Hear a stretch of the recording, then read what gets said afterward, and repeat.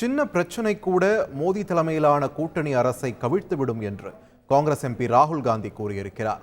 தேர்தலுக்கு பின்பு முதல் முறையாக சர்வதேச ஊடகத்திற்கு ராகுல் காந்தி பேட்டியளித்துள்ளார். அதில் பிரதமர் மோடி தலைமையிலான மூன்றாவது தேசிய ஜனநாயக கூட்டணி அரசு 5 ஆண்டுகள் ஆட்சியில் நீடிக்க போராடும் என்று கூறியுள்ளார்.